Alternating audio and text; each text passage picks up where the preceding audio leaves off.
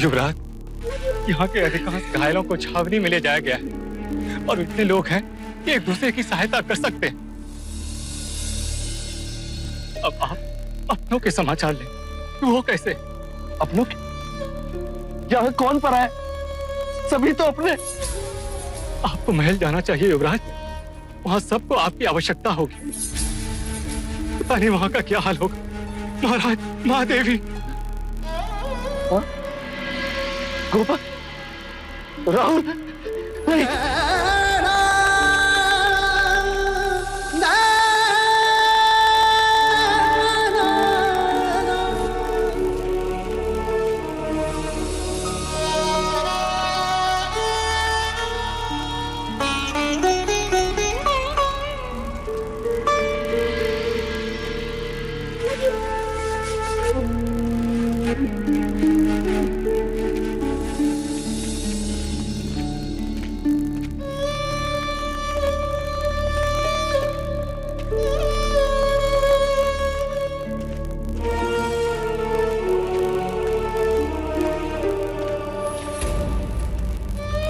युवराज,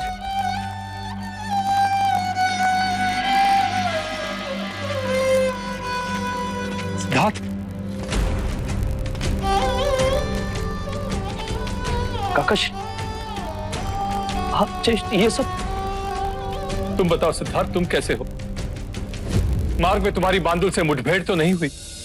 नहीं काकश, मैं तो पहाड़ों के मार्ग से मगध पहुंचा था।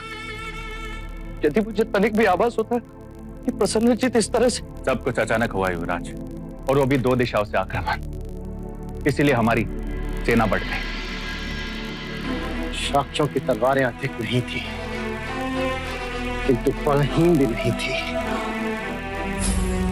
यदि आक्रमण एक ओर से हुआ था तो कौशल की पराजय निश्चित थी।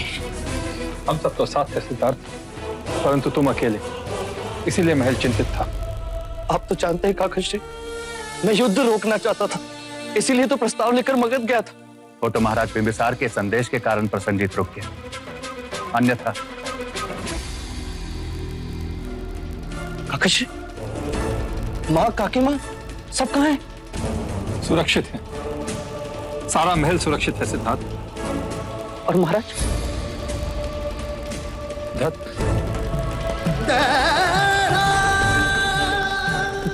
वो महाराज, कहिए काकश, क्या हुआ महाराज को?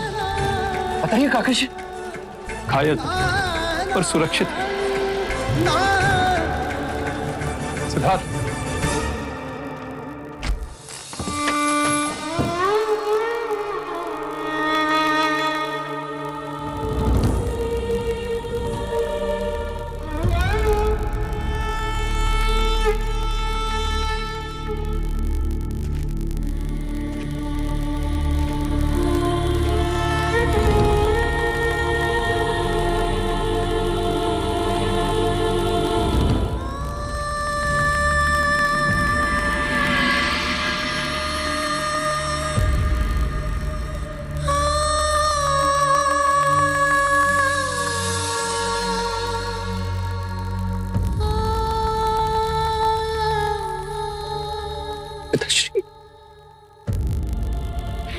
युवराज,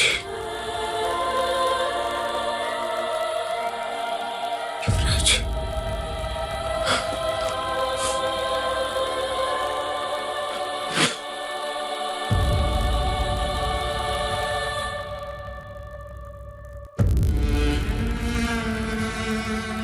तुम्हें सकुशल देखकर मुझे प्रसन्नता हुई पुत्र।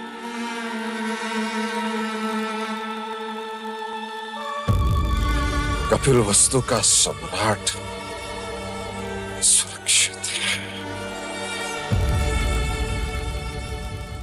अब कपिलवस्तु फिर से अपने पैरों पर खड़ा हो जाएगा। अच्छा हुआ पुत्र की तुम यहां नहीं थे। पर तो मुझे खेद है कि मैं यहां क्यों नहीं था, अन्यथा मैं युद्ध होने नहीं देता पिताजी। नहीं पुत्र, खेद तुम्हें नहीं, खेद मुझे है।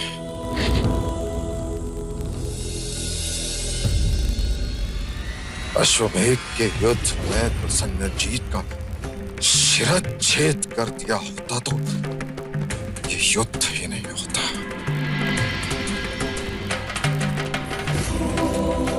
राजनीति में एक गलत निर्णय। वो निर्णय गलत नहीं था पिताजी। उस युद्ध में हमारी विजय उस निर्णय पे आधारित ही थी। नहीं युवराज,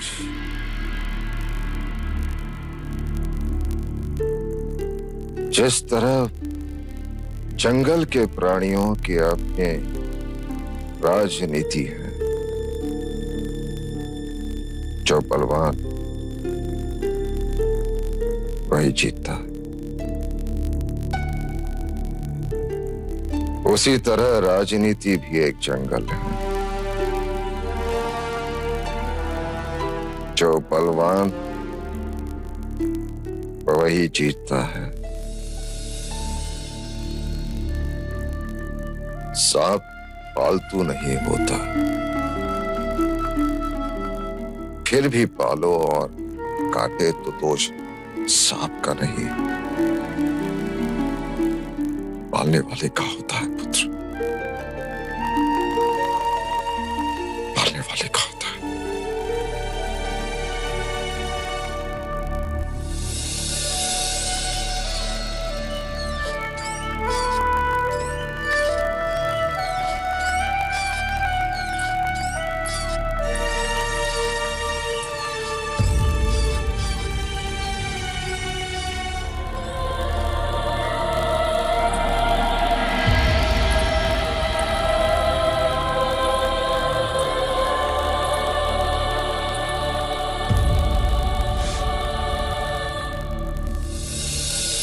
एक युद्ध और चारों ओर दुख का साम्राज्य छा गया।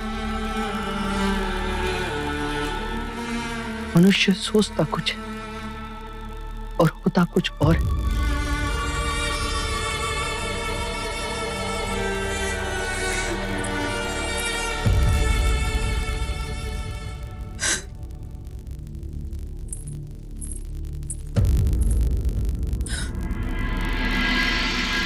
सत्य कहा आर्य आपने। अभी कल की ही बात है, कभी सोचा ना था कि इतनी जल्दी ये बात हो जाएगी।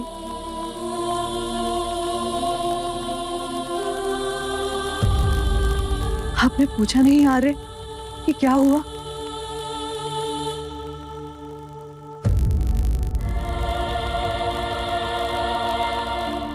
ठीक है, चलो मैं ही बता देती हूँ। कल राहुल पहली बार घुटनों के बल चला और फिर रोने लगा। जब मैंने उसे पुकारा तो यूं हाथों के बल सर उठाकर मुझे देखने लगा और फिर हंस पड़ा।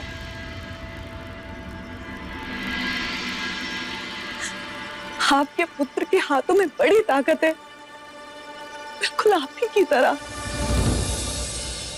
हाँ, बड़ी ताकत, और आयु के साथ वो और बढ़ेगी। हाथ और शक्तिवान होंगे, तलवार थामेंगे, और फिर मनुष्य होकर भी वो मनुष्य का सर काटेंगे या कटवाएंगे। ये क्या कह रहे हैं यार? अपने राज्य की रक्षा करना धर्म नहीं? मैं इस धर्म में नहीं मानता। सच कहूं तो मैं ईश्वर को भी नहीं मानता। क्या अनर्थ बोल रहे हैं यार? हाँ गोपा, होता ईश्वर तो ये भयानक विनाश नहीं होने देता। क्यों मनुष्य को जन्म देकर दुख के मार्ग दौड़ाता? क्यों मनुष्य की आंखों में शत्रुता का विष बढ़ता और अहम का तांडव रचता? क्यों वो विकारों के पीछे मन को भटकाता? क्यों ये युद्ध होता और प्राणों की आहुति दी जाती? क्यों सरहदों के विस्तार को क्षत्रिय प्रगति का नाम देते? क्यों वेद और पुराण शूद्रों के लिए निषेध होता? तुम कदाचित ही मानो गोपा, पर एक उपवन में जितने पुष्प उगते हैं उससे अधिक शवों को देखकर आया हूं मैं। नहीं चाहिए मुझे राजपाट, नहीं बनना मुझे राजा। मुझे केवल दुख से मुक्ति का मार्ग चाहिए, मुझे शांति चाहिए, मुझे शांति चाहिए, शांति चाहिए।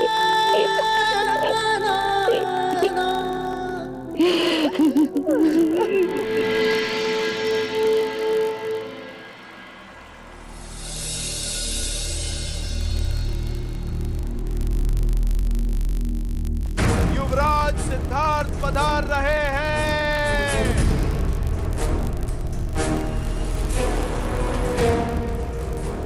युवराज सिद्धार्थ की जय, युवराज सिद्धार्थ की जय, युवराज सिद्धार्थ की जय, युवराज सिद्धार्थ की जय, युवराज सिद्धार्थ की जय। मुझे दुख है, जब आप सब लोग ये सह रहे थे तब मैं यहां उपस्थित नहीं था। क्षमा करें मुझे। इसमें दुखी होने की क्या बात है युवराज सिद्धार्थ? हमें तो प्रसन्नता है कि आप राजा बिंबिसार के हाथ हैं। हाँ युवराज, अब हम मगध नरेश की सहायता से उस प्रसन्न जीत का सर उसके धड़ से अलग कर देंगे।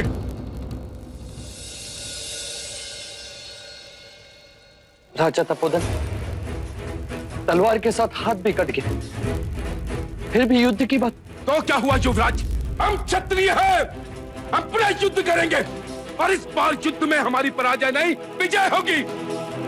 उस प्रसन्न जीत ने मित्र बनकर शत्रुता का काम किया है और शाक्य कभी धोखे को क्षमा नहीं करता। प्रसन्न जीत का तो शिष्य होकर रहेगा। शाक्य गणतंत्र की, शाक्य गणतंत्र की, शाक्य गणतंत्र की। अर्थात फिर संहार, फिर रक्तपात, फिर प्रजा में हाहाकार, फिर नगर उद्ध्वस्त, फिर अहम का तांडव और मनुष्यता का परिहार।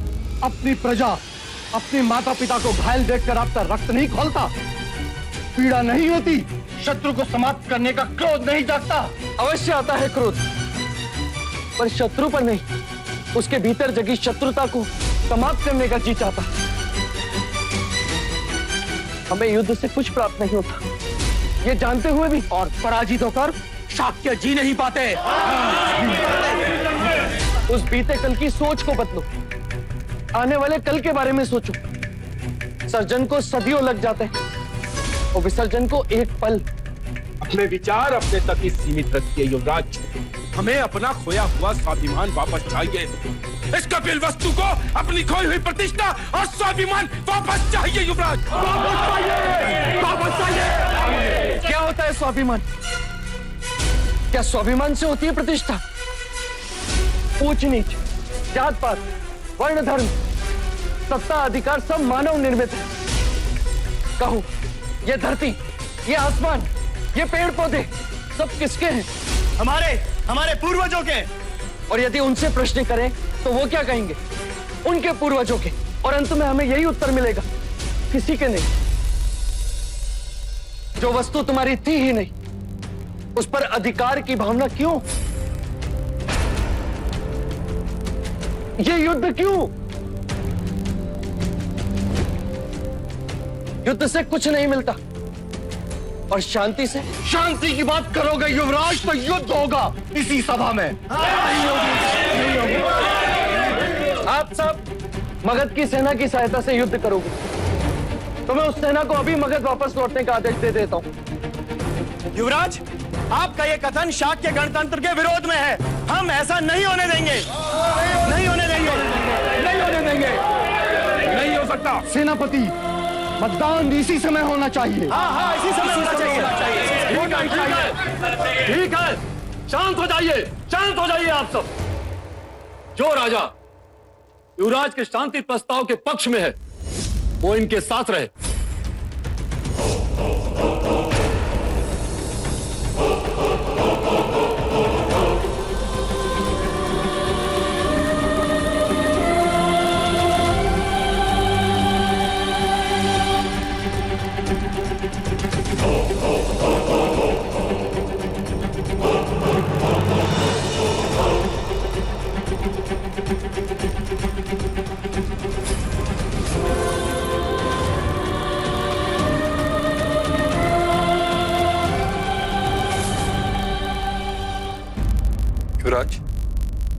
महाराज शुद्धोधन यहाँ होते तो वो भी युद्ध के पक्ष में ही होते।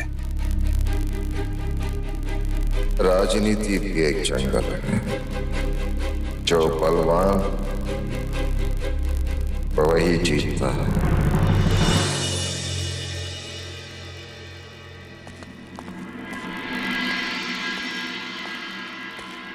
युवराज, तारा शाह के संग युद्ध के पक्ष में अब निर्णय आपको करना है कि आप इनके पक्ष में हैं या नहीं।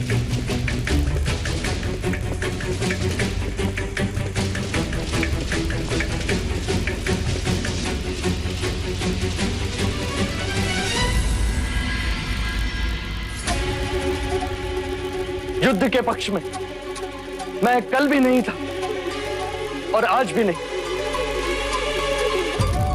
यदि आप शाह के संघ के पक्ष में नहीं हैं, तो आपको अपने सभा पद से त्याग करना होगा।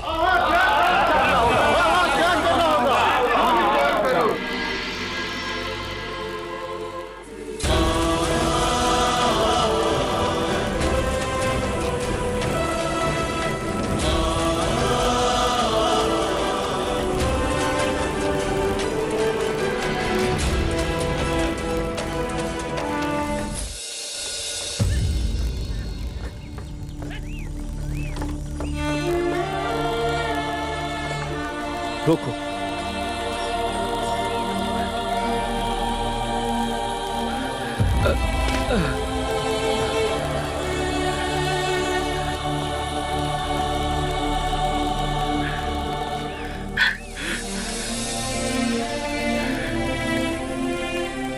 कौन हो भाई?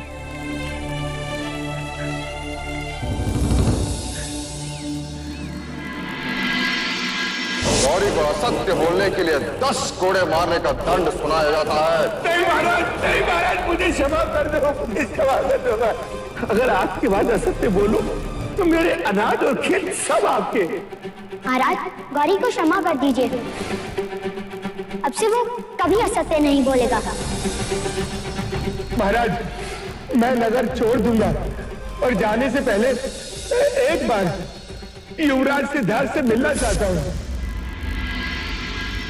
आपने मुझे सत्य के मार्ग पर चलना सिखाया। आपका विश्वास बना रहे, इसलिए मैंने किसी भी तरह का लालच न करके कोई भी छल कपट नहीं किया। वैश्य गौरी? हाँ,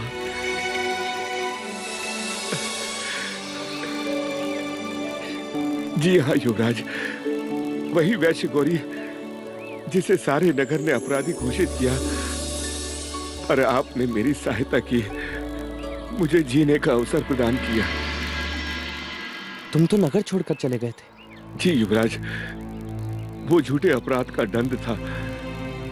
झूठी मोहर लगाकर किसी ने मेरी बलि देनी चाहिए थी, और अब गिरे दूध पर क्या रोना। तो अब तक तुम कहां थे? वैशाली चला गया था युवराज, शरीर वहां और हृदय यहां। युद्ध पश्चात कपिल वस्तु के बारे में सुना तो दुख बांटने चला आया। युवराज, परिश्रम से मैंने धन अर्जित किया है, कृपया इसे स्वीकार करें युवराज, कृपया इसे स्वीकार करें। यहां से तुम कहां जा रहे थे? कभी न्याय प्रणाली ने मुझे नई नगरी में अन्न न देने का अपराधी ठहराया था। आज उसी नई नगरी में अन्न बांटने जा रहा था युवराज। नई नगरी? हाँ। आपका दारुण कर रहा था। राज्य के सैनिक इसके भाई को कहीं ले गए, किसी नई नगरी में। क्या तुम मुझे अपने साथ नई नगरी ले चलोगे? मैंने आज तक उसे नहीं देखा। युवराज, हमें महल जाना चाहिए। महाराज हमारी प्रतीक्षा कर रहे होंगे। हाँ चलना, वहां से हम सीधा महल ही जाएंगे। पहले हम नगर के उस हिस्से को तो देख लें जो आज तक हमने नहीं देखा। चलो गौरी। युवराज, तुम भी चलो। चन्ना चलो। चलो।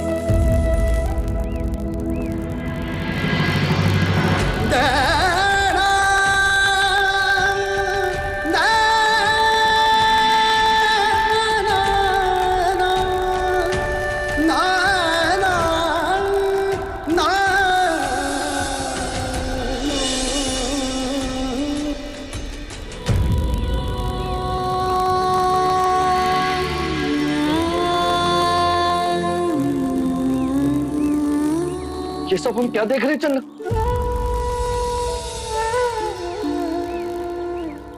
ये सभी अपने पूर्व जन्मों के कर्म फल भोग रहे हैं युवराज। कर्मफल? पर कर्मफल से तो मनुष्य धनिक बनता है या दरिद्र, ये सुना है। पर ये मनुष्य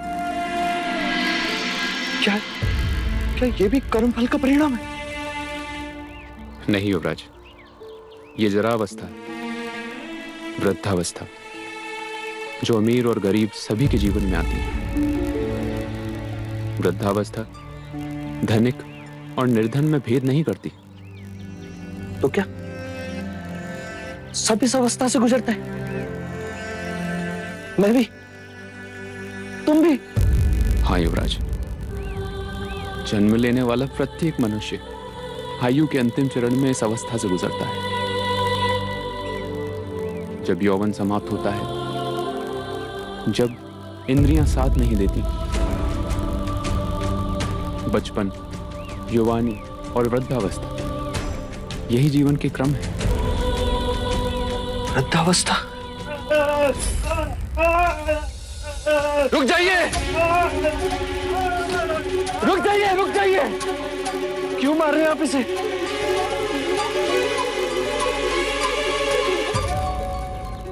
नहीं युवराज, ये क्या कर रहे हैं आप? राज, ये रोगी है। लोग इसे छूते नहीं। और रोग तो मुझे भी हुआ था, और सबने मुझे छुआ भी था। पर वह साधारण रोग था युवराज, ये कुष्ठ रोग है।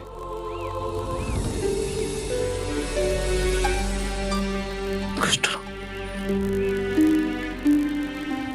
तो क्या ये भी सबको होता है? नहीं युवराज, पर इन जैसे कई रोग हैं जिनसे मनुष्य घिर जाता है।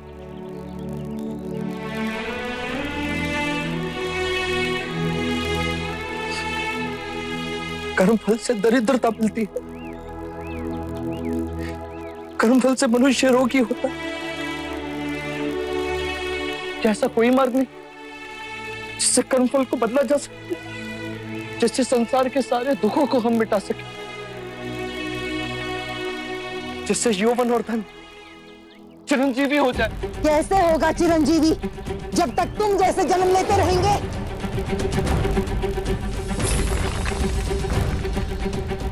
ले चल, चल कर दिखा इस पर। ये क्या कर रही हो तुम? जानती नहीं किससे बात कर रही हो? ये हमारे युवराज है। जानती हूँ, इसीलिए फेंके हैं। जीवन भर इसके फेंके हुए अंगारों पर चले हैं हम, अब ये चलेगा?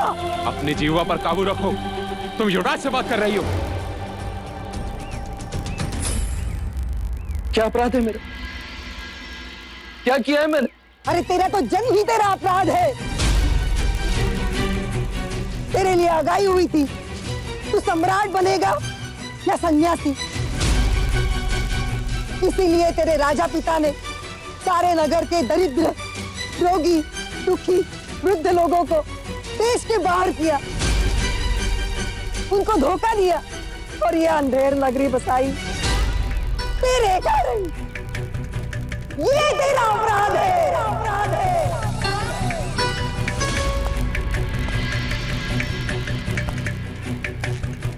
पर ऐसा क्यों? अरे कोई दुख तेरे आंखों के सामने नहीं आए और तू बैरागी ना बने, इसलिए हम सब तो अपने आंसुओं में डूब गए, केवल तेरे कारण। तू जानता भी है इस नगरी के लोगों ने किसका मंदिर बनाया है? यम का मंदिर बनाया है, ताकि वो प्रसन्न हो और हमें इस यातना से छुटकारा मिले।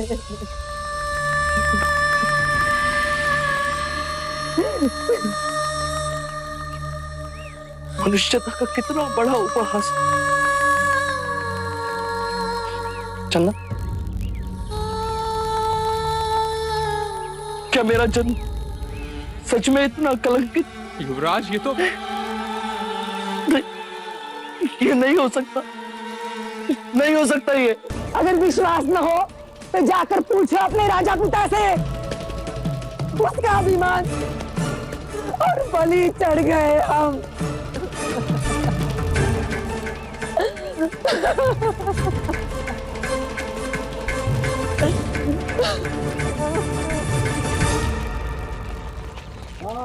सत्य राम नाम सत्य राम नाम सत्य राम नाम सत्य राम नाम सत्य राम नाम सत्य राम नाम सत्य राम नाम सत्य राम नाम सत्य राम नाम सत्य राम नाम सत्य राम नाम सत्य राम नाम सत्य राम नाम सत्य राम नाम सत्य राम नाम सत्य।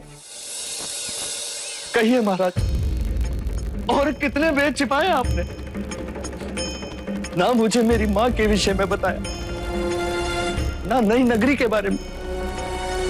एक बार भी आपने ये नहीं सोचा कि जब आपका पुत्र बड़ा होगा और जानेगा उसके कारण कितने लोग बेघर हो गए, कितने लोगों को नगर बाहर निकाल दिया गया था, तो वो क्या सोचेगा? क्या कभी वो स्वयं को क्षमा कर पाएगा?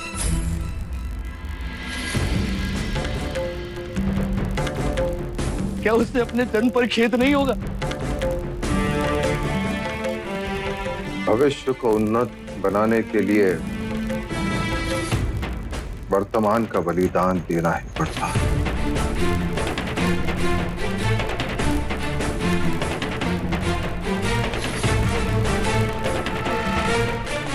अब तुम सम्राट बनोगे तो न जाने कितने लोगों के घर बसाओगे, उन्नति लाओगे। एक योग्य राजा भाग्य से मिलता है प्रजा को, और मैं तुम्हें राजा ही बनाना चाहता था। और एक योग्य राजा देने की इच्छा आप बुरे शासक बन गए पिताश्री। पूरी एक पीढ़ी को नर्क भेज दिया। सिद्धार्थ, इन्होंने जो किया वो इसलिए किया कि दुख तुम तक ना पहुंचे। पर दुख तो पहुंच ही गया ना मां। उन सबके दुखों का बोझ मैं अपने कंधों पर उठाकर चल रहा हूं।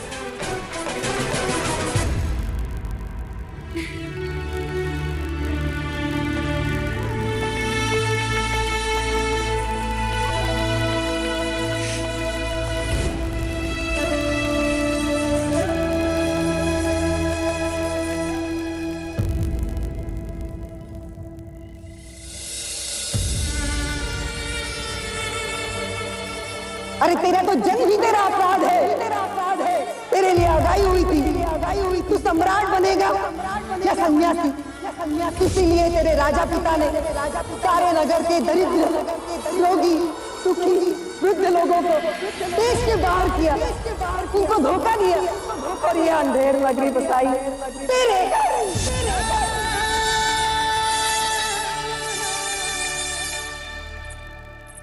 आर्य, आर्य,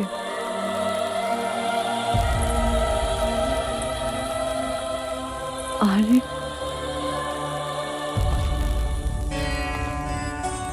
मैं राजा बनना नहीं चाहता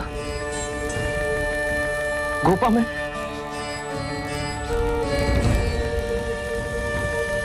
ये क्या बात कर रहे हो? किस विपदा से घिरे हो आर्य? इतने विचारधीन कि 2 बार पुकारने पर उत्तर भी नहीं दिया। मेरे प्रश्न ही अब मेरे लिए यम बन रहे हैं गोपा। न जाने वो कब मेरी सांसें घोट दी। क्या हुआ? ऐसी क्या घटना हुई? न जाने मेरे आसपास असत्य की कितनी परतें जो एक के बाद एक खुलती जा रही। जब सब खेल रहे थे तब मुझे महल से बाहर जाने की अनुमति नहीं थी। मुझे बाहर जाने क्यों नहीं थी? वो सत्य आज उजागर हुआ। जब मैंने जन्म लिया, मेरी मां केवल 7 दिनों में यमाधीन हो गई। मेरे जन्म के साथ असित मुनि ने मेरे सन्यासी बनने की भविष्यवाणी की और मैं सन्यासी ना बनूं, इसीलिए नई नगरी बनी। और आज मैंने वो भी देख ली, दुख की चरम सीमा भी देख ली। निर्धन, रोगी, वृद्ध, मृतक, निर्धन और धनी का कर्म चक्र, जन्म और मरण का निरंतर चक्र। मृत्यु सभी को आनी है को, चाहे वो निर्धन हो या धनी। वृद्धत्व किसी को नहीं छोड़ता, ना ब्राह्मण को, न क्षत्रिय को, न वैश्य को, न शूद्र को। मैंने उन वृद्धों की झुर्रियों में लिखे दुखों को पढ़ लिया है को, और अब स्वयं अपने ही जन्म को कोसने लगा।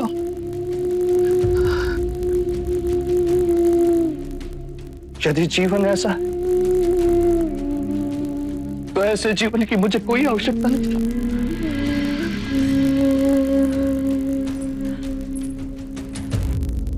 सोच को इतनी सीमित ना बनाओ आर्य कि दुख के आगे देख ना सको।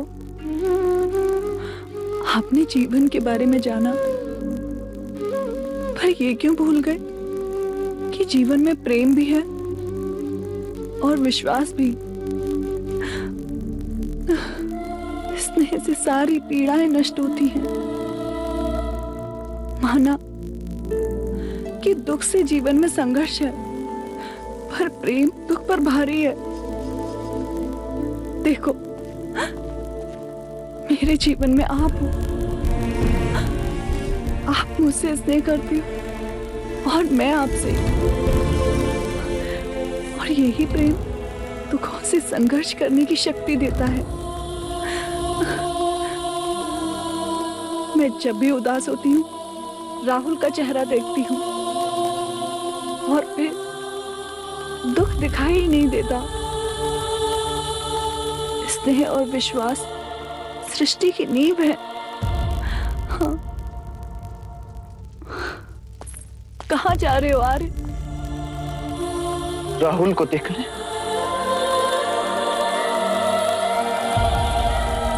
हाथ फैलाओ तो तुम्हें छू सकती हूँ, फिर भी क्यों लगता है कि तुम दूर हो।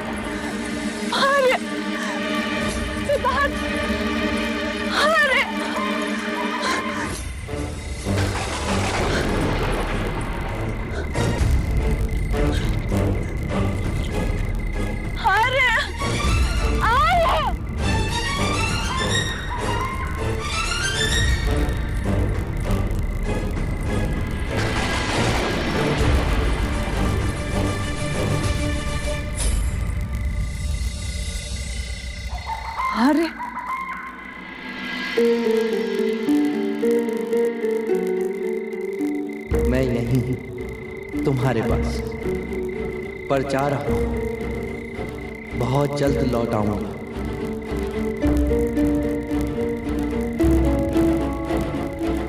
सिद्धार्थ, अरे सिद्धार्थ, हमें छोड़ के मत जाओ सिद्धार्थ।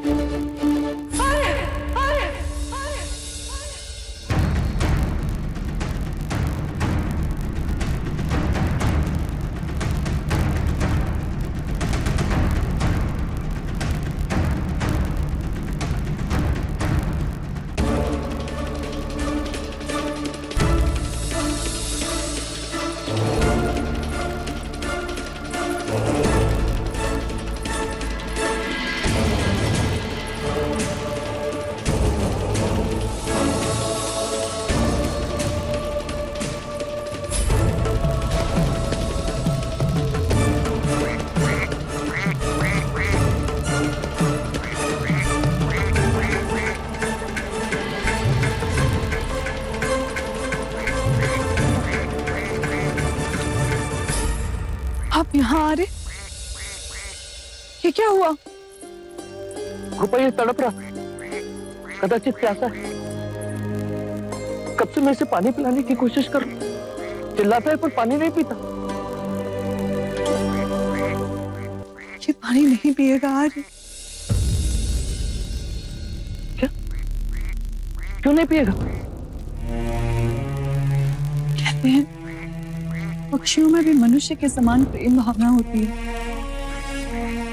एक के बिना दूजा जीवित नहीं रह सकता। इन्होंने वहां प्राण त्याग दिए, ये मादा भी अपने प्राण दे देगी। विरह ये सह नहीं पाते और एक के बिना दूजा जीवित नहीं रहता। इनके बीच प्रेम का ही अटूट बंधन है। अर्थात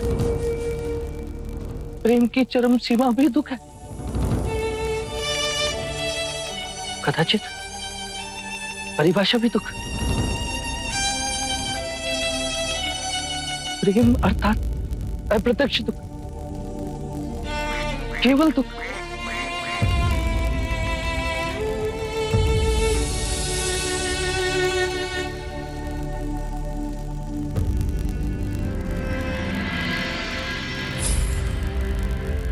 गोपा,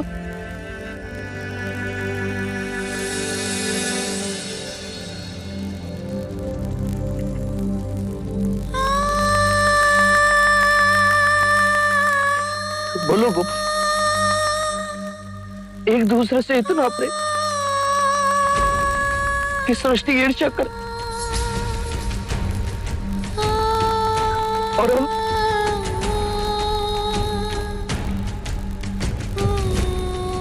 तुम कह रही थी कि प्रेम दुख से परे।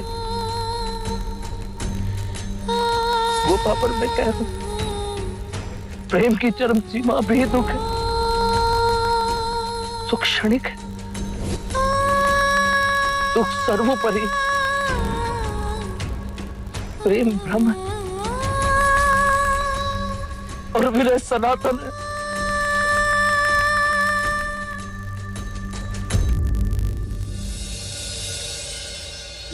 सत्य कथा,